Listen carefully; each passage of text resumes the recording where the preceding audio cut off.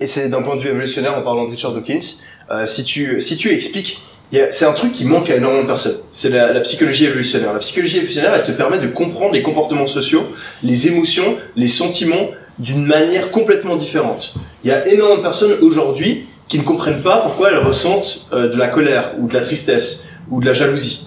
Et on sait, enfin, si tu crois par exemple en la religion, tu expliqueras ça autrement, mais si tu crois en la psychologie évolutionnaire, tu te dis que par exemple, quelqu'un va recevoir de la jalousie. Pourquoi ? Parce que les personnes qui par le passé ressentaient de la jalousie et donc protégeaient leurs relations d'une meilleure manière, eh ben ils ont réussi à faire plus d'enfants et avoir des enfants qui survivent mieux, etc., etc. Et donc, via le biais de la sélection naturelle, la jalousie, ça a été quelque chose qui a été conservé et qui s'est inscrit dans la manière dont fonctionne le cerveau humain. Si tu crois en ça, tu dois aussi croire que l'attitude face à l'acte sexuel doit être forcément différente entre les hommes et les femmes.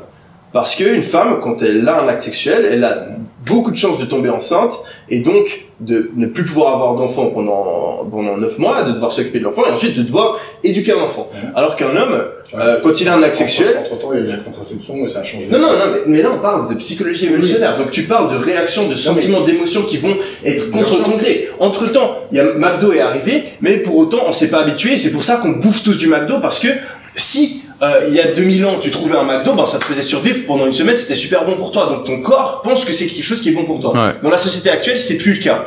Mais tes réflexes, ils sont toujours là. Donc si je finis ce que j'ai dit avant, la femme, elle doit se protéger quand elle a un rapport sexuel. C'est quelque chose de très important pour elle parce que elle prend le risque de tomber enceinte pendant 9 mois. Donc tu vas avoir une sécrétion d'oxytocine, qui est l'hormone de l'attachement, qui est 100 fois plus élevé après un rapport sexuel. Bon, 100 fois, je sors un chiffre comme ça, peut-être que c'est pas ça, citez-nous dans les commentaires, mais qui va être beaucoup plus élevé que chez l'homme après un rapport sexuel. Une femme, en général, si elle n'a pas encore eu beaucoup de rapports sexuels, elle s'attache à l'homme après avoir eu une relation. Alors que c'est pas du tout le cas chez l'homme, ou beaucoup moins, parce que l'homme peut se permettre d'avoir un rapport sexuel, de se tirer, et après, ben, l'enfant, il s'en bat les couilles, il est plus là, il peut aller faire des enfants avec plein de personnes différentes, il n'a pas besoin d'attendre 9 mois avec un bébé dans le ventre. Donc, tu peux pas approcher les relations homme-femme de manière, pour moi, qui est exactement la même entre hommes et femmes, parce que, on va pas ressentir les mêmes choses, on va pas avoir les mêmes réactions biologiques. Donc, l'apparition de l'obligation de pension alimentaire,